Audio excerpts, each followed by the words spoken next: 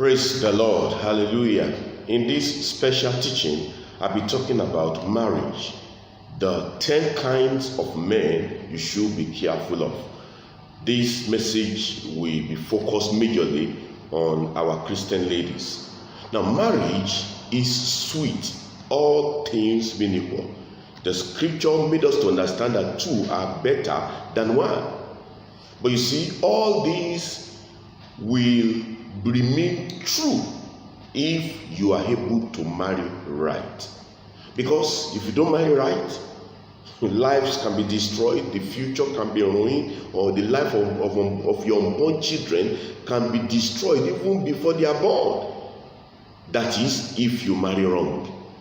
We're going to look at a scripture, Genesis chapter 24. I want you to get your pen and get your Bible, get your paper. Genesis chapter 24 and verse 57 and 58. Let me paraphrase it. Now, there is a lady called Rebecca who was already ripe for marriage. And from the family of Abraham, a servant was sent to look for a wife for Isaac. And when he got to the parents of Rebecca, they accepted the offer from the family of Abraham. But before they released their daughter, they had to call her. Lady, come here. Will you go with this man? And Rebecca answered, he said, I will go. Dear sister, the final decision is yours. Genesis chapter 24 verse 57 and 58. Will thou go with this man? And she said, I will go. The parents of Rebecca did not dictate to her, they did not cajole her, they did not force her, they did not prophesy her into that relationship, they did not manipulate her. Rather, they asked her, will you go with this man?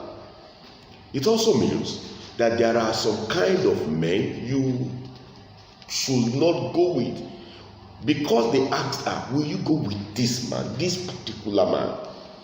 I'm going to analyze some 10 kinds of men that you have to be careful before you go with them. Number one, men who do not fear God, men who are unbelievers. As a child of God, if you are one, that means if you are born again, if you are a child of God, you are listening to me, you cannot afford to marry an unbeliever. 2 Corinthians chapter 6 verse 14 told us not to be unequally yoked together with unbelievers.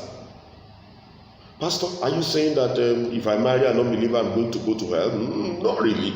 You will not go to hell if you marry an unbeliever. But you see, you will see hell on earth. And ultimately, that man who is on his way to hell may drag you along. Therefore, please be careful. You are not going to the same place. Your mindset is not the same. Your thinking is not the same. Your backbone is not the same. Do not make the mistake of marrying someone who do not fear God. Now, no matter the money, no matter the love in quote, do not make the mistake of marrying someone who do not love God. Number two, an abusive man. If a man can be slapping you while you are still in a relationship, that man will deal with you like Mike Tyson when you enter into his house. He may be spoiling you with money now, but you have to understand that your life is more precious than cash. Hallelujah. Your life is more precious than money. Number three, don't go with a liar. There are men who don't just lie, they vomit lies. In fact, they vomit lies habitually. Even on issues of no palpable significance, they still lie. A lying man is deceptive. He has no integrity. If you go for such a man, probably because you think he's getting laid, if you do for such a man who lies habitually, you will start lying too. That's number one. Number two, you are going to give birth to children who will be able to lie more than the two of you combined together. And all this combined together will give you heartache in future. Therefore, be careful, be thoughtful. Number four, don't go with a parasite. In elementary biology, there are what is called parasitic relationship and symbiotic relationship. In parasitic relationship, one party enjoys while the other party is harmed. And in symbiotic relationship, the two parties enjoy what is called mutual benefit. Marriage is supposed to be symbiotic relationship, that is mutual benefit. You must not go with a man who does not have the potential of providing for the family and who cannot provide for the family. The Bible told us in 1 Timothy chapter 5 verse 8, if any do not provide for his own, especially for his own household, the Bible says he has denied the faith and is even worse than an infidel. Therefore, do not go for a parasitic man who is coming to you all because of what he can grab from your life. No. Number 5, don't go with a violent man, an angry man. A man that gets angry and hits the wall, throw objects all around. One day, he will beat rainbow out of your life. Be careful. Anger, uncontrolled anger, is a no. That's the major reason for murder. That's the major reason for divorce. That's the major reason for terrible abuse. Anger is a very negative sign. If your man can be classified as an angry man and you go ahead and marry him all because he calls you honey, he may be the one that will sting glad out of you. Therefore, be very careful. Proverbs chapter 22 verse 24, it says, make no friend with an angry man, and with a furious man thou shalt not go. Another translation says, do not associate with an angry man.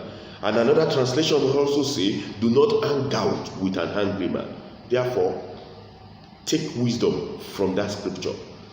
If a man is violent and an angry man, tendency to abuse you is high, be very, very careful. Don't risk your life.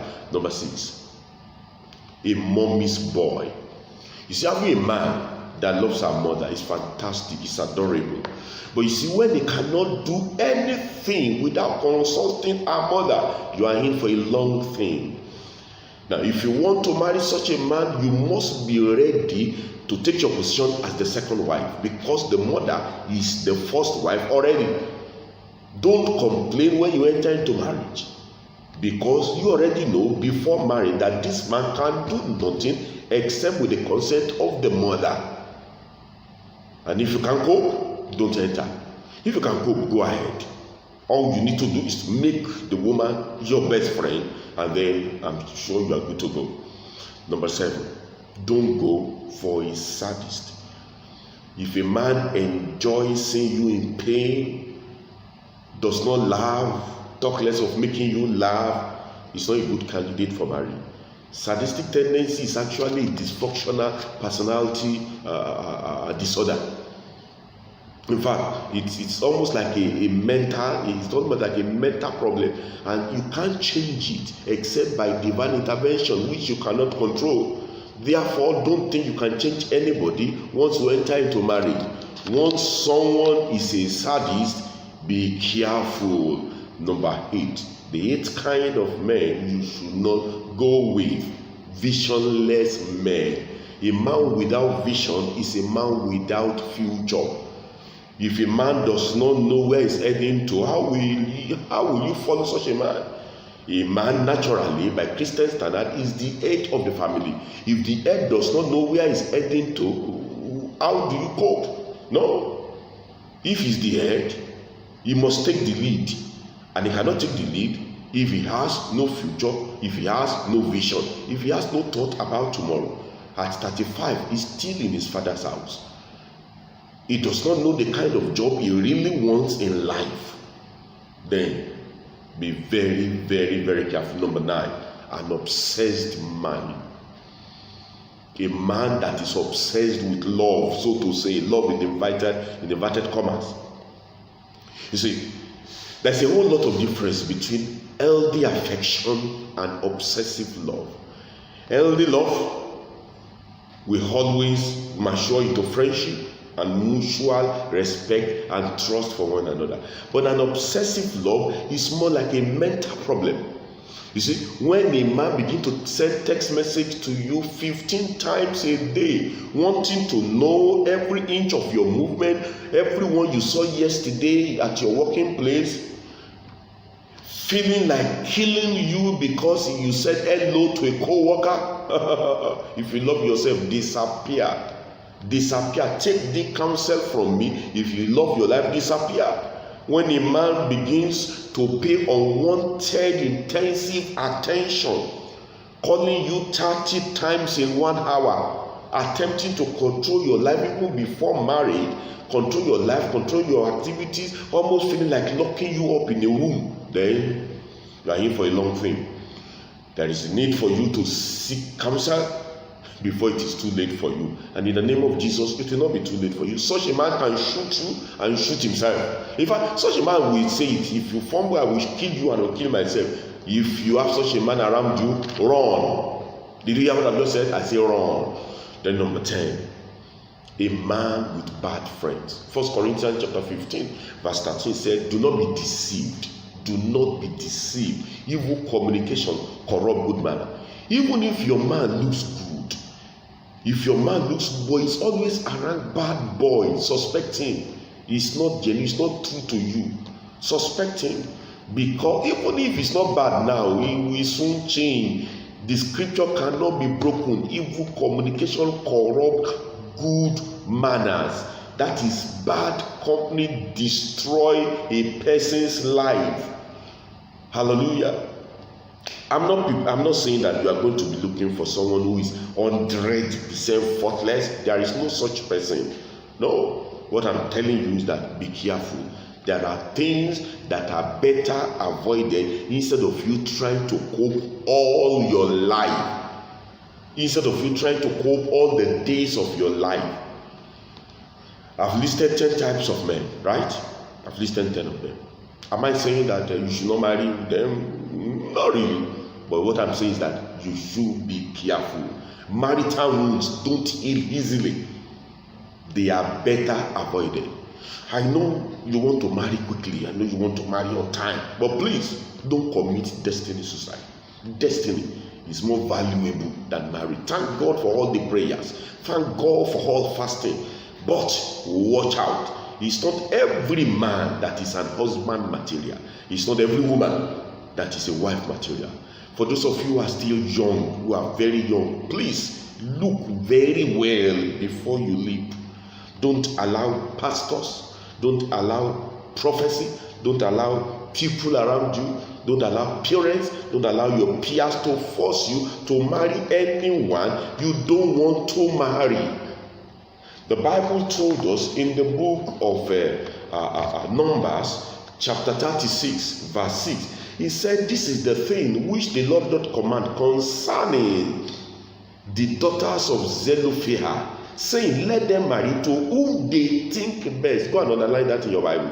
Let them marry to whom they think best. Only to the family of the tribe of their father shall they marry. Let them marry to whom they think best. That is the role of the mind in the choice of your marriage. Thank God for prayer. But according to the scripture, let them marry to whomsoever they think best. Not that their pastor think best, not that their prophet think best, not that their peers think best, for whosoever they think best. Let's end this teaching on this note again. Genesis 24, verse 58. Will thou go with this man? And Rebekah said, I will go. For those of you who are already of age, who are just looking for anybody that show up, that's my man. May you not fall into marital tragedy in the name of Jesus. I want to pray for you. But before I pray for everyone under the influence of my voice, I want to tell you that marriage is very sensitive. Important, sensitive. Please, make sure that you look before you leap. And I have an ebook. The title of the ebook is avoiding late marriage before it is too late. It's about 500 naira only. Now, if you need it, you can WhatsApp me. My number is on the screen. It will be sent to your email or sent to your WhatsApp. It's a very important book, especially if you want to avoid late marriage. Let me pray with you. Father, in the name of Jesus, I pray for every one of my listeners that in the name of Jesus Christ of Nazareth, you will not marry wrong. At the junction of marriage, the Spirit of God will guide you.